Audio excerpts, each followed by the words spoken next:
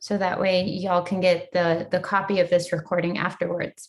But thank you for joining us during our virtual fall open house week. This session is about the MED and TESOL Literacy and Culture program here within the School of Leadership and Education Sciences. And my name is Shannon Patiño. I am one of the admissions and outreach advisors for the school. So if you want to chat after this presentation, you're welcome to reach out to me and we can talk more about like the admissions process. But we'll go ahead and get started. And first off, I just kind of want to introduce you to SOLES, so the School of Leadership and Education Sciences. We're one of the graduate schools on campus here at the University of San Diego. We are comprised of a collective of academic departments and centers and institutes with several master's degrees and then 2 doctoral degrees, 5 graduate certificate programs as well. Our faculty, we have 34 full-time and then over 40 affiliates, and then over 30 administrators and staff members. Altogether, with all our programs, we have above 800 graduate students, 48% of which are students of color. So we're actually one of the more diverse spaces on campus. And everything that we do at SOLES, the events that we create, the programming, the curriculum, it's all rooted in our core values of diversity, inclusion, and social justice, excellence in teaching, care for the whole person in common home, community engagement, and then excellence in scholarship. And these are just a few statements that previous or current students have given about the SOLES culture. So it's very much a place where students have felt like their voices have been heard and that they can be here authentically. And they have a very supportive home. They have also space for reflection, space to be collaborative. There's a lot of different backgrounds that students have, both, you know, in all aspects, culturally, professional, and just life experiences that bring a lot of just wealth to our different programs and our community.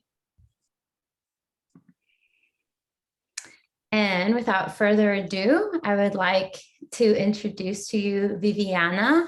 And I will have her, you know, share a little bit more about herself, but Dr. Viviana is an associate professor that helps coordinate the TESOL program. Good afternoon. Buenas tardes. My name is Viviana Alexandrowicz, and I have been at USD for many, many years. I developed the TESOL program in 2003, so I'm very familiar with it. And I also teach a course in the program. It's a language literacy and culture course, and have a lot of fun with my students in that course. My areas of research is preserved bilingual teacher education, theory and methodology for teaching English as a second language, cultural responsive pedagogy, internationalization of the curriculum, and community engagement and change making. So change making is one of my passions as well. And I incorporate at least 2 sessions in my course about change making. And we talk about how we can help our students see that they can change themselves, they can change the world in ways that they never thought possible. So it's something that is really is a really highlight of my class and our program. Next. So our mission in the Department of Learning and Teaching, where the TESOL program is housed, is that we prepare students to address the needs of the multi-ethnic, multilingual, and multiracial birth through adult student population, and to advance scholarship that helps to promote this process. There you can see a picture with all our students graduating. Our mission is create an academically rich environment, and I'm going to let you read the rest instead of me reading it.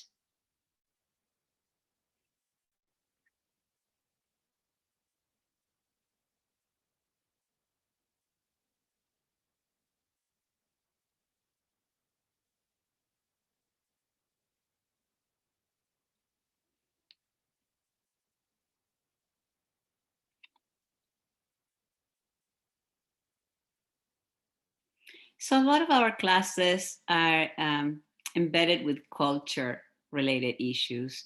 When I created this program in 2003, I studied a lot of programs across the United States. And at that time, most of them focused on linguistics.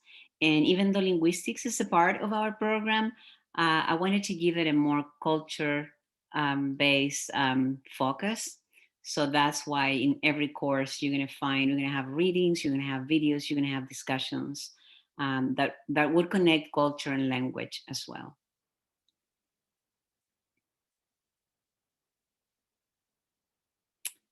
So this is our TESOL faculty.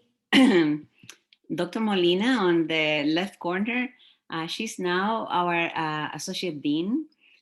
She was the coordinator of the program for many years. So we have a really good pull with her in the dean's office. Dr. Quesada on the far right is the chair of the department. And then we have Dr. Joy Spencer on the bottom right. She's the dean of our school, but she's also a faculty in our department, and she often teaches the research methods courses. And then we have adjunct faculty. They're not actually all there. We have at least two more, but they are practitioners in the field. Mark Menes on the bottom right and the bottom left. He's the director of programs in one of our community colleges here, one of the largest community colleges in San Diego. Christina in the middle and Carolina to the right. They are ESL instructors in community colleges. So you're really going to get people that are out there in the field for many of the courses. So the program highlights, we have a fall start only.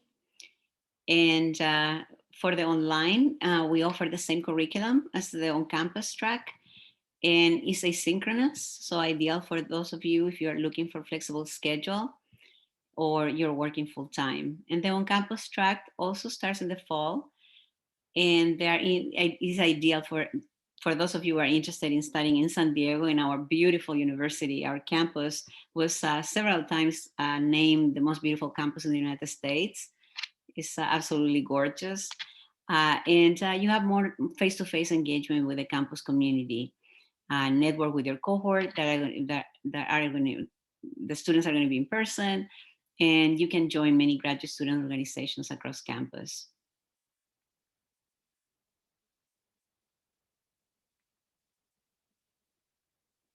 So a little bit about the program highlights. And our TESOL graduates participate in over 100 hours of observation, teaching experiences, research practice, and you will carry your classroom experience into the real world. So we really try to offer you different opportunities in the different courses to be out there, to be placed with teachers in language academies, community colleges, different settings, so you can practice what you're learning in the class in our classes. And you will emerge prepared to work in settings like community colleges, universities, adult education centers, and language academies. So you're placed in those as well.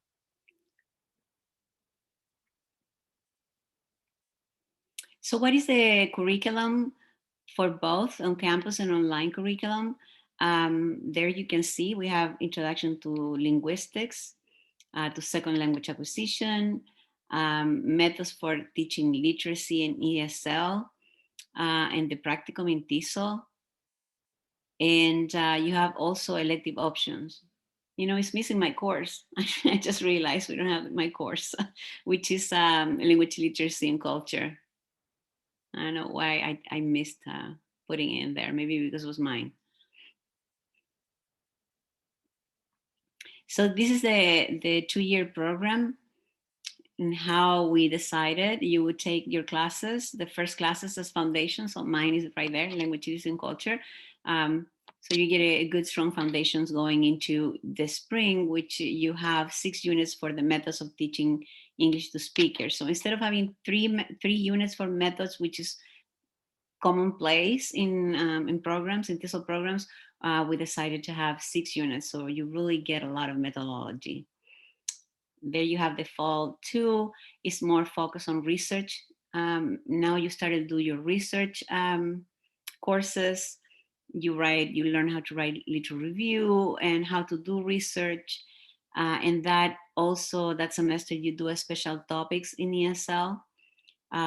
In this semester, we're having the first semester is social justice for the first part of the course, and for the second part of the course is technology in TESOL. So it depends on the needs of the students, is how we leave that flexible. And the last one is in the spring, you do the actual practicum in TESOL, which is extended, is many more hours of being out there in the field, and the Master Capstone Seminar, which supports your research, whatever you have chosen to do for your research capstone. So this is what field placement may look like. It varies. Like last year, we have to really be flexible, and it didn't look like this, but it may vary a little bit. So the hours will fluctuate between 100 and 150 hours. Most of the time is between 100 and 120. But you see how much you are in the field for each class and the final one. So for the research exit requirements, we have different options. You can do an action research, which is usually we suggest that you do that if you're in your own classroom and have access to students, so you can put in place some intervention, that something that you want to find out about improving your actual teaching. For if you're not in your own classroom, we recommend the case study, which is like a mini thesis. You interview people in the field, you do a little review, so you collect data anyways about a topic that you have chosen. And then, or do a curriculum unit. You still have to do little review, but you develop a curriculum around a topic or area that you really think that needs to be improved, or you would like to go in more in depth.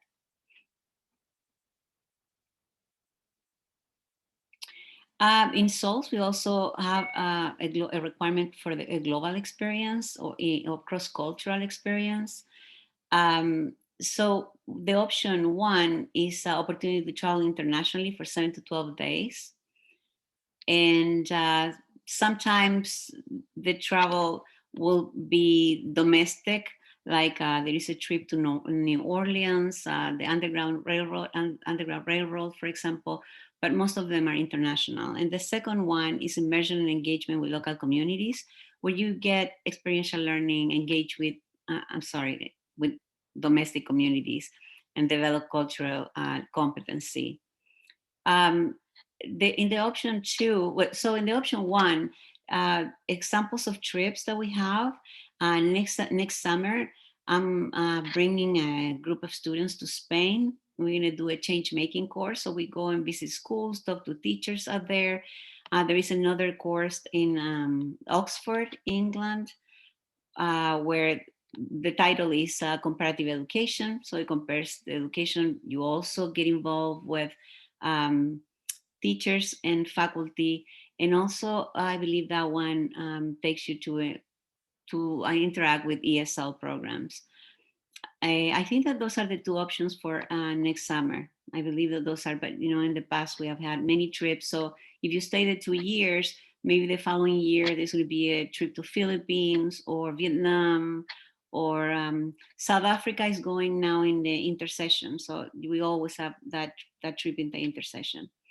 So those are kind of the options. For the option for the cross-cultural requirement here, we visit our neighborhood, the Linda Vista neighborhood. It has more than 20 languages spoken there.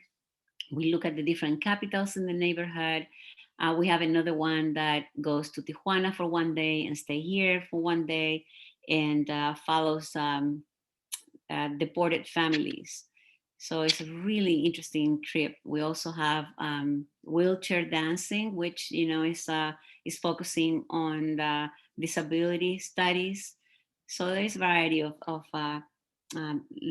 local experiences that you can complete.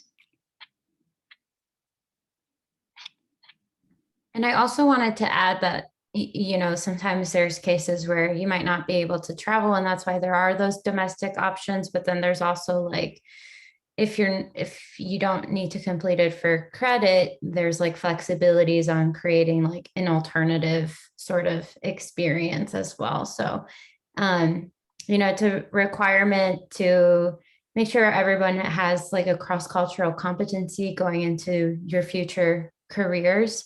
But also we try to provide as many options possible so that everybody can actually complete the requirement. And this is just a short video with one of our SOLES alumna and also PhD student and staff member on campus who, did a global experience just talking about it. So I'm going to go ahead and play it. Let me just make sure that you'll be able to hear sound. Okay. Our commitment to global education started decades ago. Every student, they should actually have to engage in a global experience. What I think is impactful is that it's across every department, and there are a broad variety of courses, which I think is what makes it so spectacular. I was able to embark on this journey to visit the University of Auckland. It was great to kind of create my own curriculum with my professor, but at the same time have an opportunity to go somewhere that I've never been before. So just a little short video, and we also had our dean, Dr. Spencer, talk about just the diversity of the different programs and again, gaining that cross-cultural competency. And Ariella did a really unique sort of experience where she got to develop her curriculum and petitioned for that. So it's just to show like that you have various options for completing the experience. And I believe this is you, Viviana. Yeah, so some of the program outcomes, our alumni are employed across the globe. This is some of the examples of where they ended up teaching. And we always hear from new people, I have some students that ended up in Thailand, and some students that are here teaching in the community colleges, for example.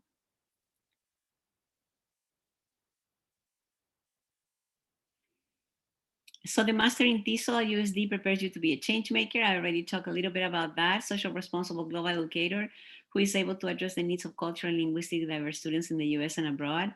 They graduate with knowledge of theory in linguistics, second language acquisition, methodology, literacy and culture, research skills, and practice on more than 100 hours of field experiences. So you emerge prepared to work in settings like all these settings that we mentioned. Great. And then I'm just going to talk about, applying to the program briefly.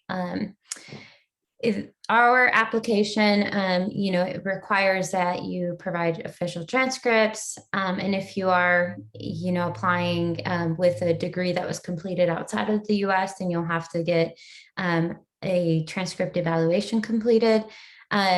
We also require 2 letters of recommendations. And one of tips is to like choose your recommenders carefully. You might want to have an academic recommender, so like a faculty member, so that they can talk about your academic capabilities, or might be supervisors or advisors that can talk about your skills and attributes and work ethic related to the job that you did while under their supervision. A statement of purpose is also required. So prepare a thoughtful and well-written response to the essay prompt. And we actually have a session tomorrow, so Tuesday at noon. And you're welcome to register for that. But we're going to be talking about writing a strong statement of purpose and providing some samples so that you get an idea of like how you can write your statement and help you maybe brainstorm. And then when possible, connect with faculty and students prior to submitting your application. We have several student ambassadors, for all of our programs, but for the MED and TESOL, we have a handful of them, and you can learn about them through the student ambassador page, and I'll link that after this session. But you can also connect to them by email. So if you want to learn more about their experience in the program, ask them questions, learn about their experience applying to the program, they're going to be a great resource. And obviously, during the session, you get the opportunity to hear from Viviana and ask her questions as well. And this all helps you with, stating the reasons why you're applying to this program, how it aligns to your goals or values as well.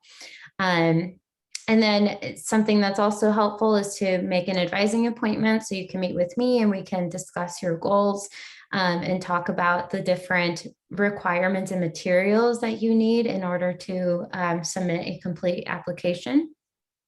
You can also sit in on a class. Right now it's mostly virtual options if available, but you can also visit campus and do a campus tour. And again, reach out to a student ambassador. Shannon, they can come to our classes in person, or they Oh, they can. can? Because That we're I all in don't know. person. Okay. Yeah. Yeah, I think it's going to be based off of each faculty and their willingness to have somebody in. Yeah, I think that maybe the only requirement is, they have to contact you and set one of the classes. We can provide them with the schedule for the classes that are running right now. Maybe the only requirement would be vaccination, because all our students need to be vaccinated. Right. So, if you're interested in sitting in on a class, just reach out to me or somebody in the office, and we'll find out if there's any special procedures that need to happen, such as providing proof of vaccination and things of that sort. And then tuition and financial aid. So our tuition rate per unit is $1,509.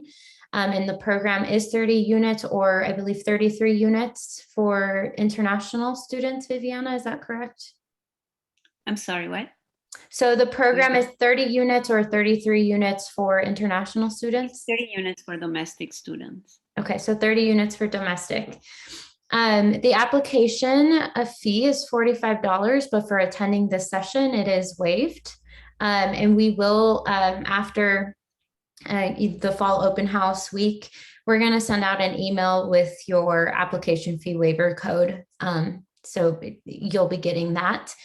And then there is a $200 enrollment deposit. So if you do choose to enroll in our program, you will have to pay that deposit, but it goes towards your tuition.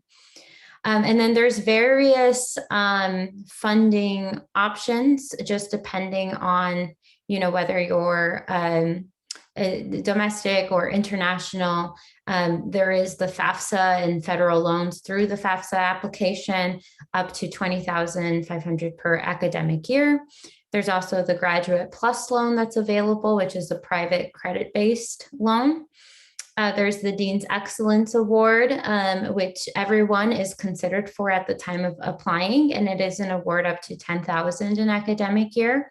Now, it's not guaranteed to every student, but there is that opportunity.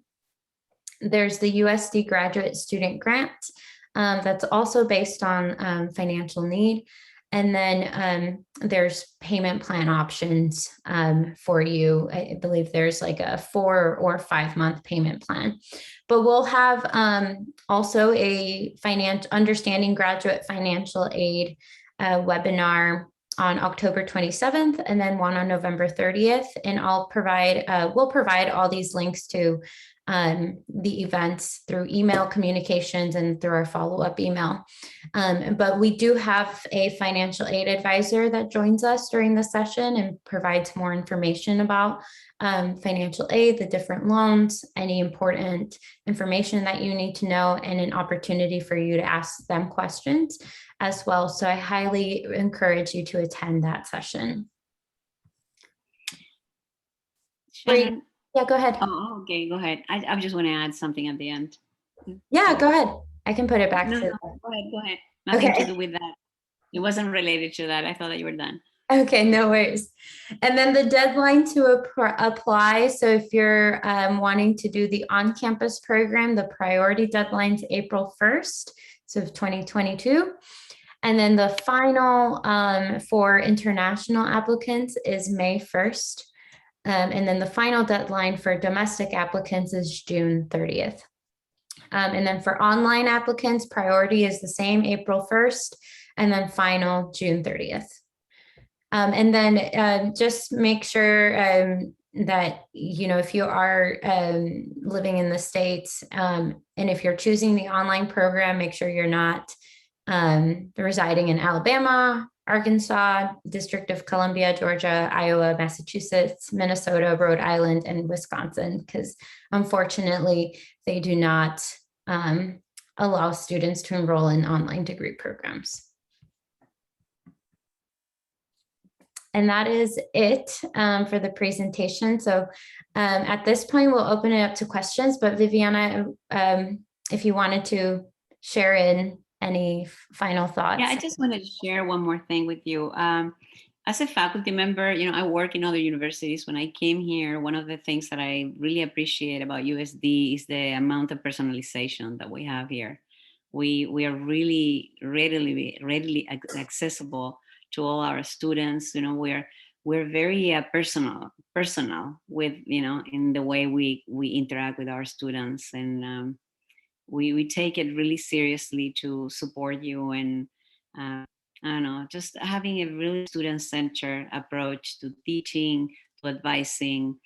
So I just wanted to let you know that is one of the things that I've heard from students that really has made an impact on them, the amount of personalization that we have at USD. Yes, there's a lot of opportunities to make your graduate experience unique and individualized, as Viviana said, so that you get the experience that you would like to have during your time. But at this point, if anybody has any questions, feel free to unmute or put your questions in the chat. Please feel free to share your videos if you're comfortable with that, and if you have the bandwidth capacity to do so as well.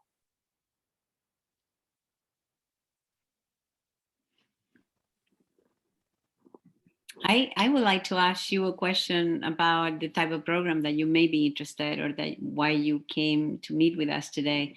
Is it online? Isn't the on-grant program?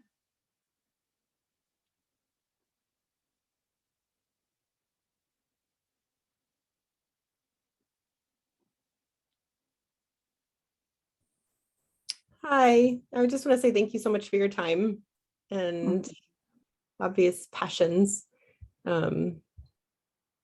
It's so much nicer to see our faces. I'm always in the garden as many times as I can be. I am interested in this because I'm in a career change, and I'm fascinated by language and people and culture and the way we relate through language. I'm also considering going into, the way, how do I phrase this? The way I'm considering this is taking this as a, I see myself working in this as a part-time position. Do you feel that it's often accessible as a part-time engagement, or do you see that maybe, like, what do you know the statistics or what it says most people hire under full-time capacity, or any preferences there that I could foresee when graduating, let's say 2 or 3 years from now? 3 years, I guess it would be. So your goal is to work part-time out there in the field. I would say that there is a great possibility that you can get a job, because a lot of some of our graduates that finish our program, they actually do work part-time. There are a lot of moms who don't want to work full-time. They already have benefits somewhere else, so they teach 1-2 courses at the community colleges. So it is very possible to do that. Community colleges, language academies, whatever setting you prefer, but it is very common for people to work part-time. And thank you. And then the way that I know of my personality is I love to grow and learn and expand constantly. Do you see this as a place where there's like a ceiling of obviously not so, because when you're working with people, it's always constantly changing, but do you see the way, or can you tell me how it grows in the field and how you can move around? Say 5 years I from think now, 10 years from now? it depends on your professional goals. Some people actually go abroad and teach abroad for some years. So it depends on where you want to stay and what you want to do. Some of our students have gone ahead and now are enrolled in our PhD program. So that is another possibility. After you finish, you can get your PhD. So it depends on where you want to end up in 10 years from now is how I'll see. That's the first one. I went for my PhD program. That's one of the first questions that they asked me. Where do you see yourself in 5 years or 10 years? So if you, and you may not have it clear. A lot of us didn't know. I knew exactly what I wanted to be, but some of my classmates didn't. So it's not as easy to answer, and it's not as easy to just set your path. It's not something that you want to do now. I think that as you explore the different aspects of TESOL and areas and possibilities, then is when you, and the same with what you're gonna choose to research. Usually what we choose to research is something that will open doors for us where we want to end up. So my research was based on bilingual education and bilingual teacher preparation, and that's what I ended up doing that. So it's also all related, you know, where you want to be, what are your passions and your interests, and you will discover where you want to be as you explore the different, just in your classes, with your classmates, through organizations such as TESOL and TESOL, and and you go there and you network and you hear other people from all over the United States and the world, because there are international conferences as well. So it's a lot of not just introspection, but also get to know what are there's a lot of reading, there's a lot of journal reading, a lot of research reading, because you want to go much more in depth with getting to to understand the field. We also focus on populations. So what you become, because you are placed in different in different placements, you get to interact with different type of populations. So for example, at USD, there is a language academy, and a lot of the students that go there, they want to go to academia. They want to get a degree. So that population is very different from the population you may encounter in an adult education center, where the students, their goals are very different. They're to survive in this society. Or in college, in community college, you have a mix of both. But there are a lot of immigrants, there are a lot of refugees that you may be working with. So you start getting passionate about who you want to work with. I know I specifically want to work with women and help leverage their individuality and empowerment. It has a direct relationship to that. I think what I need to do, what I'm always called to do, is sit in an experience somehow, even if it's not a classroom at UCSD. How would I go about that? Maybe just reaching out to community and finding people who are already in the field. Yeah, there are different organizations. If you like to work with women, there is an organization in San Diego that is called the IRC, International Rescue Committee. IRC, International Rescue Committee, and they work with refugee women, and it's a really interesting setup because they have also childcare. So last time I went, that was the setup. I don't know if they have changed it, where the same, they take turns taking care of the kids, so they can learn English and culture. So it was a really interesting, that particular works with refugee women. So you can contact them and ask them. I think that now organizations are much more stringent about who can come and visit because of COVID. So I'm not sure, what rules they have for that. But that's one. Yeah, I think that sitting in settings, if you're not sure that's for you, maybe that's a way to go. I just want to be specific. I will start with that one. Yeah, I want to be specific about even how to 2 years for me is, I have a lot of education already, and I really want to not do that. Okay. I mean, it's because I love learning, that's the reason. So it's not that I don't want to, it's just that I'm getting older and I want to jump into the work right now. So I'm bumping against doing a certification, non-masters. And if it means the same to access the same places I want to access, I'm not sure that I think that they will give priority to people with masters in general, in community colleges, in the educational settings. I believe they give priority to people with masters. But I think that certification is really helpful when you want to go and teach abroad. You don't necessarily need to teach a master, and there are tons of jobs internationally for people with certificates. They don't pay you as much. You have to be very careful with whom you go, because I've heard horror stories, but there are good international, reputable places you can go with, and that the certificate, I think, is really useful. Shannon, you want to say anything? You want to add anything? No, I think I echo what you're saying. And we do have a certificate option that's online that you can do through our professional continuing education department, or we also offer the TESOL for graduate credit. So if you're not sure that you want to commit to a master's program, you can do the TESOL certificate for graduate credit, and then that would be transferable into the master's.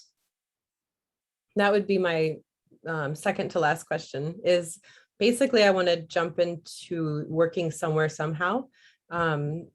Even if it has nothing to do with directly, I don't know how to, wherever that is, I really want to get started. And if it means a certificate, I kind of look at it like this, and tell me what this is so new to me, so tell me what you're thinking when I say this. Gaining to get a 1-year certificate that transfers into the master's, and then working after that 1-year certificate while I'm gaining the second year that accumulates into the master's. Is that a possibility? Is that reaching for too much work, or is it not, like the workload and how do you see it? And do people do that?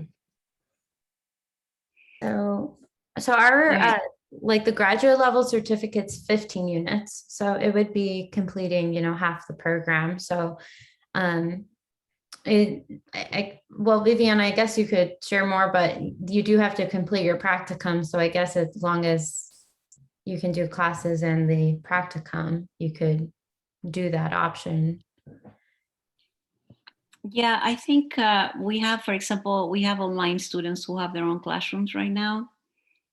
And I did have on-ground students who also were completing the master's. But what I have found is that for people who are working full-time, then going part-time with school is much better. So instead of taking 3 courses, maybe you take 1 or 2 at the most.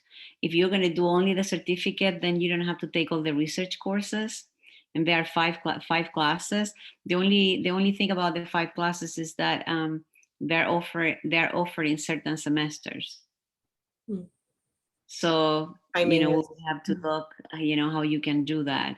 But yeah, going 1 or 2 classes and working while you do that, we have students who are doing that. But I would never suggest working full-time and going full-time, taking the 3 classes a semester. But working part-time, it works. And also for the methods courses, I believe that you can be in your own classroom. For the final practicum class, if you go for the master's degree, there is a practicum class. You can be in your own classroom teaching, but you would also have to connect with looking into somebody else's classroom to do some observations, because the whole point is that you see others as models. So that would be, but if you don't if you only do the certificate, that's not required, because you wouldn't do the practicum class at the end. You will only do the foundation classes, which is the second language acquisition, the linguistic class, the literacy, language, and culture class, and one more. Oh, the methods is 6 units, that's why. So the methods, the second language acquisition, the linguistics, and the language and literacy and culture. and you're done with the certificate. And then I was also going to add, so the certificate, it's still at the 1,509 per unit, but you wouldn't be able to use financial aid towards it. So it's just some things to think about that if you are choosing to do the graduate level certificate to then transfer into the master's program. Otherwise, you have the option of doing through distance education, and then you don't pay the same, you pay much less, but you don't get the graduate units. The continuing education, no, yeah, it's continuing education on USD. You can get your certificate, you don't get the graduate units. So the tuition is much less. Right, Shannon? Okay. Am I right? Yes, our professional and continuing education department offers, 100% online, but it's only 10 units, but it's not for graduate credit. Okay. I think I got it. And then at the master's level, a question at the master's, toward the master's program, how does the university support in helping the students find work? Is it up to them at the end? Do they have a database that they work with? I know the teachers are live and involved, but how do they participate with the students in getting a job when they graduate? Shannon, you want to respond, or you want me to? Oh, I mean, I'll let you talk about department-based support, but we do have like we have an assistant director of student support and engagement for the School of Leadership and Education Sciences, and they host a lot of sessions in collaboration with our Career Development Center to help our students prepare for applying to jobs after grad school or finding jobs. We have a large alumni network as well that we can help establish some connections there and find perhaps some opportunities. We have a SOLES job board where we also will post, some outside opportunities as well.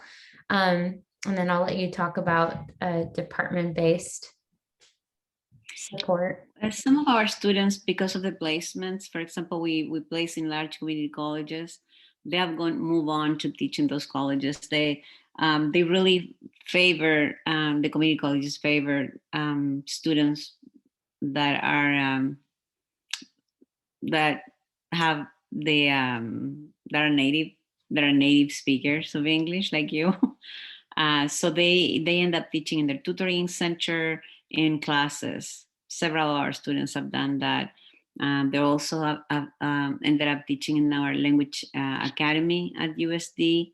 So I think that is what Shannon also was saying is we have a lot of our alumni very well connected with us, and they act as supervisors and mentor teachers. So a lot of times that's how our students get jobs, because they hear from them or they get recommended by them. Yeah. And it's a nice community to be amongst. People stay connected. Yeah, actually, we do have a Facebook page, and the professor that was in charge of it has been very busy in the last year since COVID started. So I don't think, she was just mentioning in a meeting with the students. I said, I really need to get it going again. So that had a lot of our alumni connected through Facebook, and we're going to start it again after COVID. Yes, she was just mentioning that we needed to reestablish it because it hadn't been as active in the last 2 years. But we also have an alumni engagement person for SOLES who also, communicates with all of our alumni and keeps track of our alumni and updates. And that's, they also have like reaching out to alumni to complete assessment surveys as well. So that gives us a good picture of like where our alumni are at and what are kind of the positions that they have as well. And Eva, we have a lot of events where students get connected that, for example, right now we have had for almost a year an event called Black Lives Matter.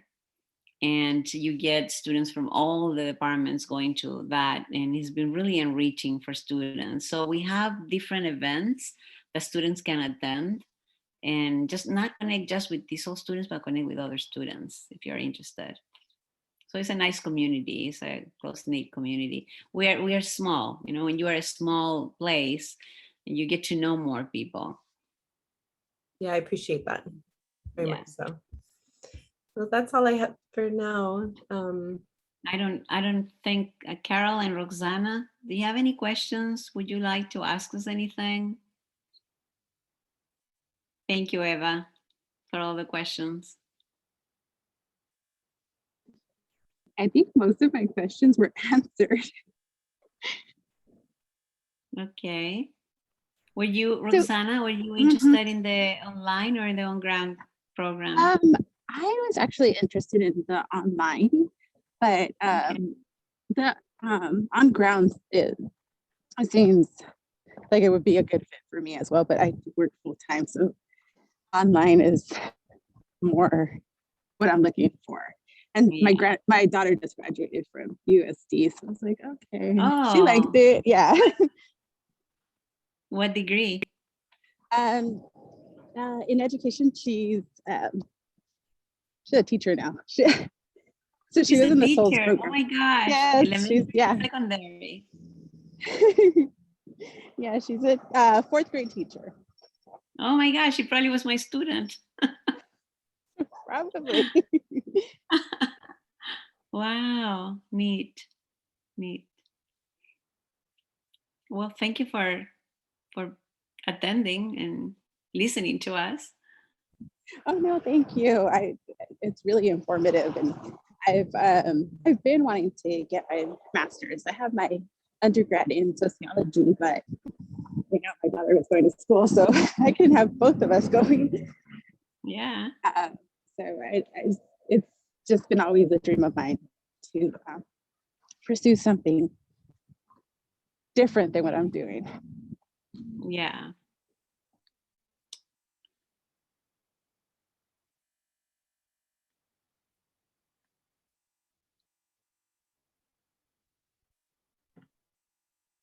And we don't know if Carol is still here.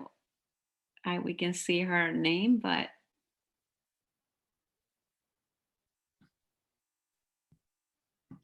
maybe we answer all the questions.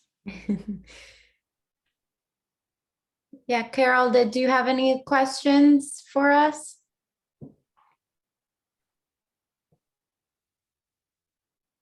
Guess not.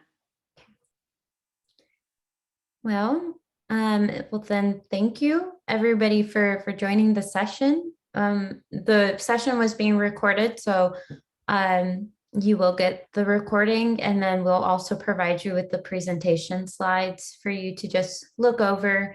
There's some links throughout the PowerPoint that you can visit to explore the website and the different pages on there that might be helpful to you as you continue researching your program options or start an application. I put a few links in the chat, but I'm sure a lot of these will be included in the follow-up email.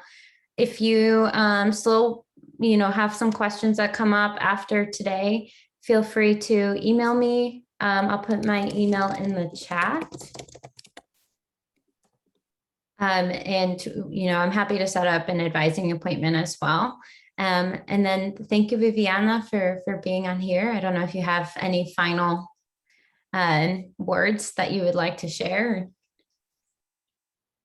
Only that, I love USD. I love my job. I love my students. You will also love this place. So, but if you decide not to come with us, just I wish you the best in your pursuits for your different programs or degrees. So I really wish you the best, and thank you for being with us today.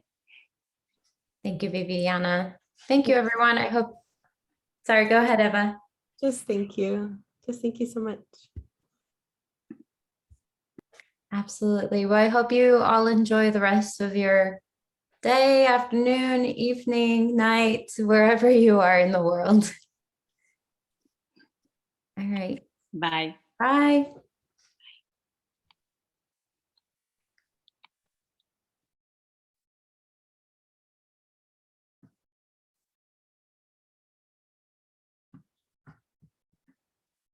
Hi, you. We have completed the session, but if you have any questions about